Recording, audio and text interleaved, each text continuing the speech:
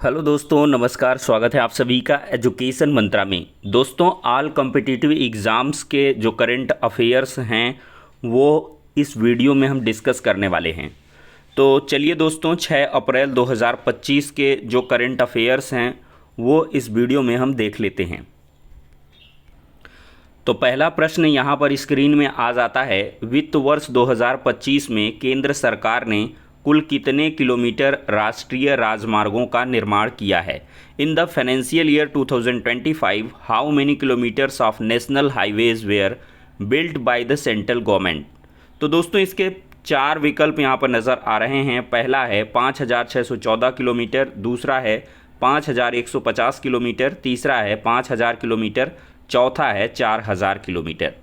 तो चलिए दोस्तों, इसका सही जवाब देखते हैं। तो इसका सही जवाब हो जाएगा दोस्तों ऑप्शन नंबर ए जो है 5,614 किलोमीटर। इसकी थोड़ी एक्सप्लेनेशन देख लेते हैं। दोस्तों, यह एक बड़ी उपलब्धि है जो भारत में सड़क बुनियादी ढांचे के विस्तार को दर्शाता है, और इसमें दोस्तों 5,614 किलोमीटर के राष्ट्रीय राजमार्गों का वर्ष 2025 में निर्माण कराया गया है। दोस्तों, दूसरा प्रश्न है, हाल ही में किस देश के खगोलविदों ने शनि ग्रह के 128 नए उपग्रहों को खोजे हैं?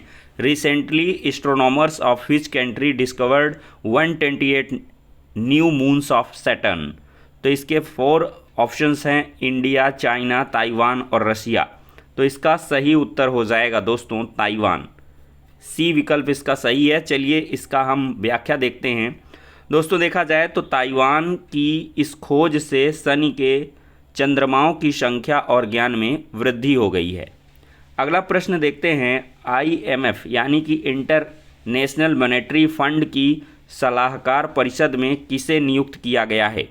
IMF की सलाहकार परिषद में who has been appointed to IMF advisory council और on entrepreneurship and development? Mukesh Ambani, Gautam Adani, N Chandrasekaran और आनंद महिंद्रा। तो दोस्तों, इसका सही जवाब होगा एन चंद्रशेखरन। एक्सप्लेनेशन देखते हैं। दोस्तों, यह नियुक्ति भारतीय नेतृत्व की वैश्विक मान्यता को दर्शाती है। His appointment reflects global recognisation of Indian leadership. अगला प्रश्न है दोस्तों, GAIA अंतरिक्ष मिशन बंद करने की घोषणा किसने किया है? गाइया।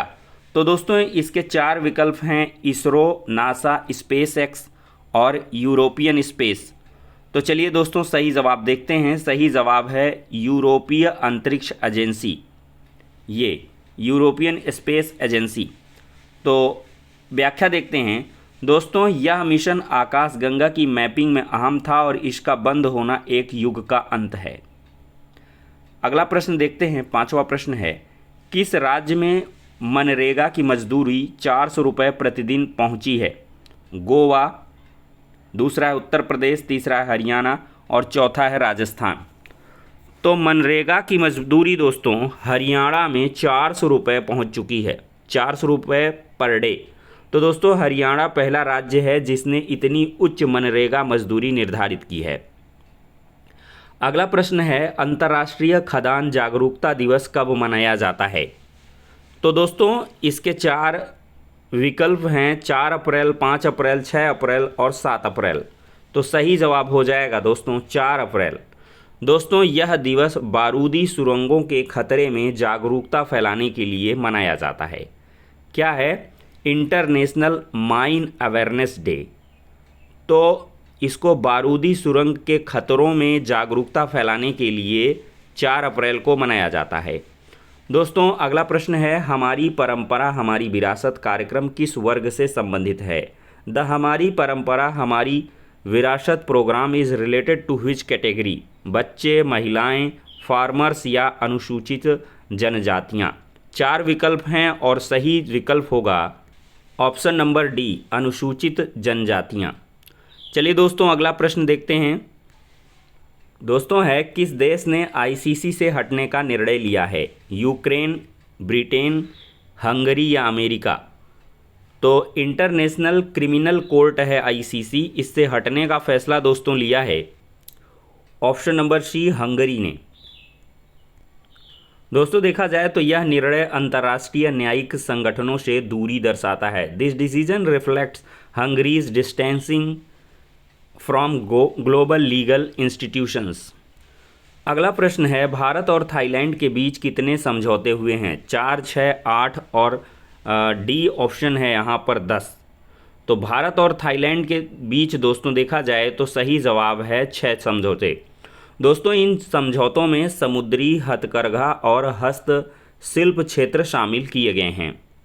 अगला प्रश्न देखते हैं, 10वां प्रश्न है, फ्राम टू मिशन किस एजेंसी ने लॉन्च किया है? Which agency launch the Fram two mission recently? NASA, JAXA, Roscosmos या स्पेस एक्स? तो इसका सही जवाब हो जाएगा स्पेस एक्स। तो दोस्तों हाल ही में फ्रेम टू मिशन जो लॉन्च किया है उसको स्पेस एक्स ने लॉन्च किया है। दोस्तों देखा जाए तो एक्सप्लेनेशन में दिया गया है स्पेस एक्स ने इस मिशन के तहत 4 अंतरिक्ष यात्रियों को भेजा हुआ है। चलिए दोस्तों अगला प्रश्न लेते हैं, भारत और किस देश की सेना ने संयुक्त रूप से एवरेस्ट व कंचनजंगा अभियान शुरू किया है? दोस्तों इसके 4 विकल्प हैं, अमेरिकी सेना, दूसरा है नेपाली सेना, तीसरी भूटानी सेना और चौथा है बांग्लादेशी सेना। तो इसका सही जवाब हो जाएगा नेपाली सेना। दोस्तों देखा जाए इंडिया और नेपाली सेना ने जो कहा जाए तो संयुक्त रूप से एवरेस्ट व कंचनजंगा अभियान को शुरू किया है। अगला प्रश्न है, सेना कमांडरों का सम्मेलन 2025 कहाँ आयोजित हुआ? नई दिल्ली में, दूसरा विकल्प है बेंगलुरु में, तीसरा है राजस्थान में और चौथा है गुजरात में। तो दोस्तों सेना कमांडरों का सम्मेलन 2025 आयोजित हुआ है नई दिल्ली में। ऑप्शन नंबर ए इसका सही है। दोस्तों अगला प्रश्न देखते हैं, वैश्विक ड्रोन आयात में भारत की हिस्सेदारी कितनी है? What is the India's share in global drone imports? 12%, 22%, 32%, 42%। तो दोस्तों इसका सही जवाब हो जाएगा 22%। दोस्तों देखा जाए तो वैश्विक ड्रोन आयात में भारत की हिस्सेदारी 22% है। और दोस्तों देखा जाए तो यह भारत की सुरक्षा और तकनीकी में बढ़ती निर्भरता को दर्शाता है। It shows India's growing dependency on drone technology. अगला प्रश्न है दोस्तों, वित्त वर्ष 2025 में सेवा क्षेत्र का योगदान कितने प्रतिशत हो गया है? 50%, 52%, 55% या 65%? What is the contribution of India's service sector in financial year 25? तो इसका सही जवाब हो जाएगा 55%। तो दोस्तों वित्त वर्ष 2025 में सेवा क्षेत्र का योगदान 55% तक पहुंच गया है। और दोस्तों इसी परसेंटेज के वजह से सेवा क्षेत्र अब भारत की अर्थव्यवस्था का प्रमुख स्तंभ बन चुका है। The services sector now forms the backbone of India's economy. दोस्तों अगला प्रश्न है, संयुक्त राष्ट्र के अनुसार भारत की 50% से अधिक आबादी अब तक शहरी क्षेत्रों में रहेगी।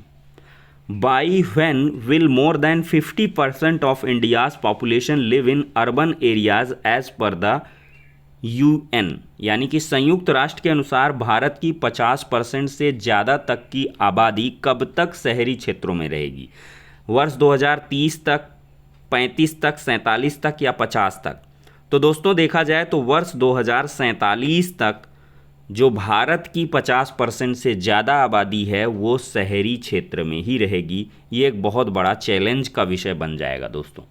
ज़्यादातर अगर शहरी क्षेत्र में लोग चले जाएंगे तो फिर पॉल्यूशन बढ़ेगा, तमाम प्रकार की समस्याएं बढ़ेंगी। तो सरकार को चाहिए कि डॉक्टर APJ अब्दुल कलाम जी का जो सपना था कि अगर हमको अपने देश को मजबूत बनाना है तो शहरों जैसी सुविधाएं गांव-गांव तक पहुंचानी होंगी। गांव को ही आप शहर बना दें तो सबसे फास्टेस्ट ग्रोइंग इकोनॉमी हमारी पहुंचेगी। अगर गांव में भी प्लांट्स लग जाएं, मशीनरी हो जाएं और एजुकेशनल इंस्टीट्यूट्स हो जाएं, अच्छे अच्छे मेडिकल इंस्टीट्यूट्स हो जाएं तो पक्का काफ़ी ज़्यादा ग्रोथ होगा। दोस्तों इसकी एक्सप्लेनेशन देखते हैं। यह भारत में तेज़ी से हो रहे शहरीकरण का संकेत है। This indicates India's rapid pace of urbanisation.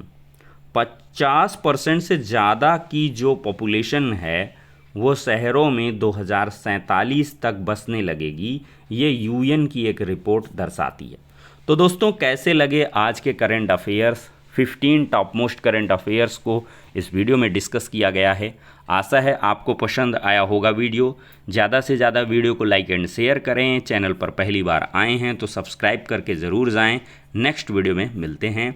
और अगर अच्छा प्यार स्नेह सहयोग बना रहा तो हम इस करंट अफेयर्स की जो सीरीज़ है उसको कंटिन्यू करने वाले हैं।